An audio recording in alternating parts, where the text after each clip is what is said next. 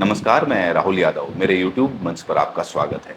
यादव बनाम ब्राह्मण, ये जो जंग चल रही है, इस जंग के बारे में कोई बड़ी मुखरता से और निष्पक्षता से बोल सकता है, तो वो एक धर्म गुरु हो सकता है, क्योंकि मामला धर्म से जुड़ा हुआ है। भागवत कथा कहने के लिए दो यादव ब्राह्मण के गांव में पहुंच जाते हैं। उसके बाद विवाद होता है और विवाद होने के बाद तमाम तरह के नेता धर्मगुरु इस जंग में कूद चुके हैं और यहाँ पर एंट्री हो चुकी है स्वामी अविमुक्तेश्वरानंद की। हर मुद्दे पर अपनी बात बड़ी मुखरता से हमेशा रखते आए हैं। आप सब जानते हैं कि वो सबसे बड़े धर्म के पदाधिकारी हैं। चार शंकराचार्यों में से एक शंकराचार्य हैं, इसीलिए उनका बयान बहुत महत्वपूर्ण हो जाता है। लेकिन उन्होंने जो बयान दिया है वो ना सिर्फ ब्राह्मणों के लिए चौंकाने वाला है, बल्कि यादव समुदाय के लिए भी कम अचरज का विषय नहीं है। दरअसल उन्होंने क्या बयान दिया है, उससे पहले मैं आपको ताज़ा अपडेट जो इस मामले में हुई है वो एक बार बता देता हूँ। इस मुद्दे के बाद अखिलेश यादव उन कथावाचकों को अपने पार्टी ऑफिस बुलाते हैं, उनसे कथा सुनते हैं। उसके बाद 51,000 रुपए उनको दान करते हैं। उनको ढोलक भी दिलवाते हैं, जो ढोलक टूट गया था। इसके बाद ये भी बताया जा रहा है कि जो कथावाचक दादर नगर में कथा कहने के लिए पहुंचे थे, काफ़ी मारपीट की गई, पेशाब छिड़का गया, अभद्रता की गई, पैर चटवाए गए, चैन छीन ली गई, 25,000 का जुर्माना लगा दिया गया और इन सब के बाद उनकी गाड़ी के टायर की हवा निकालकर उनसे उसमें हवा भी भरवाई गई। सर का मुंडन तो करवा ही दिया था, आप सबको पता ही है, चोटी काट दी गई थी। अब इसके बाद उनके परिवार का बयान सामने आ रहा है। उनकी बेटी कह रही है कि सब कुछ ठीक था, लेकिन चोटी नहीं काटनी चाहिए थी, क्योंकि चोटी जो है वो हमारे धर्म में सबसे सम्मान का विषय होता है। अगर किसी व्यक्ति की चोटी काट दी जाए तो इससे बड़ा अपमान हिंदू धर्म में हो नहीं सकता है। हालांकि एक खबर और चल रही थी सोशल मीडिया में कि उनके पास दो आधार कार्ड थे। एक आधार कार्ड में उनका गलत नाम था, जिसमें वो ब्राह्मण होने का दावा कर रहे थे।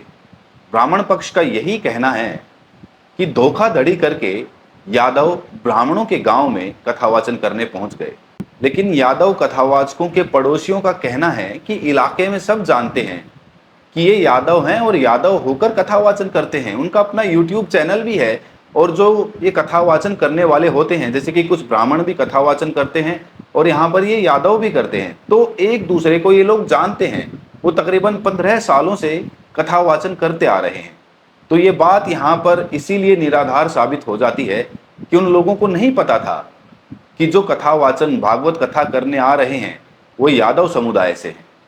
दरअसल जब ये मामला आगे बढ़ने लगा और आधार कार्ड की बात झूठी और अफवाह लगने लगी, तो फिर जो कि महिला दंपति थी जिनके यहाँ पर भागवत कथा कराई जा रही थी, उस दंपति ने मीडिया के सामने आकर अपनी बात रखी और उन्होंने कहना शुरू कर दिया कि वो दोनों कथावाचक उनके साथ अश्लील हरकतें कर रहे थे और अश्लील हरकतें करने की वजह से उनके साथ ऐसा दुर्व्यवहार किया गया। ये मीडिया में खुद उस दंपत्ति ने कहा है जिनके यहाँ पर भागवत कथा हो रही थी। लेकिन इसके तुरंत बाद काफी लोगों ने अपनी प्रतिक्रियाएं दी। लोगों ने कहा कि अगर वो लोग ऐसा कर देते तो आज की तारीख में वो लोग जिंदा नहीं होते, उनको वहीं पर मौत के घाट उतार दिया जाता। जब स्वामी अविमुक्तेश्वरानंद से इस विषय में सवाल किया गया तो उन्होंने दो टूक कहा कि सबसे पहले तो यादव की गलती थी कि यादव होकर उन्होंने अपनी जात क्यों छुपाई। अगर वो भागवत कथा कहना चाहते थे तो सच के साथ चलते, अपनी असली जाति बताते। आखिर उन्हें झूठ बोलने की क्या आवश्यकता थी। उन्होंने साफ साफ कहा कि ब्राह्मण होने का दिखावा करने की क्या आवश्यकता थी। वो सच बोलकर जा सकते थे और इसीलिए ये ब्राह्मणों के साथ एक धोखा था और इसी धोखे के तहत उनके साथ ये दुर्व्यवहार किया गया। हालांकि दूसरा पक्ष इस कहानी का रखते हुए उन्होंने कहा कि जो ब्राह्मणों ने किया वो भी सही नहीं था। अगर उनकी धार्मिक भावनाएं आहत हुई थी, उनके साथ छल हुआ था, उनके साथ धोखा हुआ था, तो उन्हें संविधान का सहारा लेना चाहिए था। वो कोर्ट में जाकर अपना मुकदमा दर्ज करा सकते थे और कह सकते थे कि हमारी धार्मिक भावनाएं आहत हुई हैं और उनके खिलाफ कड़े से कड़ा एक्शन लिया जाए। उन्होंने साफ साफ कहा कि मीडिया इसे जाति का रंग देने की कोशिश कर रहा है, लेकिन ये मामला जाति का नहीं है। दोस्तों, जब आप अपने यहाँ पर भागवत कथा कराना चाहते हैं तो आप बुनियादी पैमाने क्या रखते हैं? क्या आप ये देखते हैं कि सामने वाला इंसान ब्राह्मण है या नहीं? अगर मैं खुद की बात करूं, अपना व्यक्तिगत पक्ष रखूं, तो मैं तो ये देखता हूं कि सामने वाले की आवाज कैसी है, उसके गाने में कोई मधुरता है कि नहीं, उसके संगीत में मिठास है कि नहीं, क्या उसे हारमोनियम या फिर ढोलक ठीक से बजाना भी आता है, या फिर उनका संगीत कानों में घुल रहा है। इन सब पैमानों पर मैं व्यक्तिगत रूप से चुनाव करता हूं कि मुझे किससे भागवत करानी है। दोस्तों, इस विषय के साथ ये सवाल भी तेज होते जा रहे हैं कि क्या हिंदू धर्म एक मोनोपोली है जिसमें ब्राह्मणों ने एक कार्य पर, एक काम पर पूरी तरह से कब्जा कर रखा है।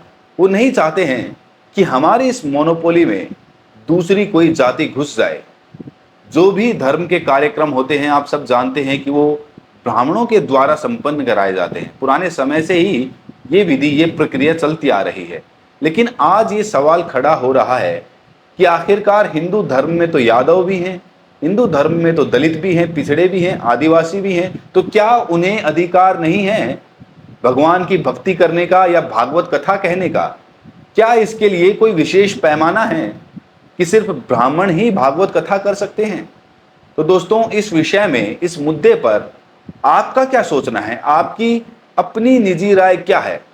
मैं आपसे एक दरख्वास्त करना चाहता हूं कि सबसे पहले अपने धर्म को, अपनी जाति को बराबर में रखकर और अपने विवेक से सोचिए कि क्या सही है और क्या गलत है, और फिर जो आपको लगे उसके अनुरूप आप कमेंट सेक्शन में अपनी राय जरूर भेजिए, क्योंकि आपकी राय हमारे लिए बहुत महत्वपूर्ण होती है। आने वाली वीडियोस में उन्हीं के आधार पर हम अपनी वीडियोस तैयार करते हैं।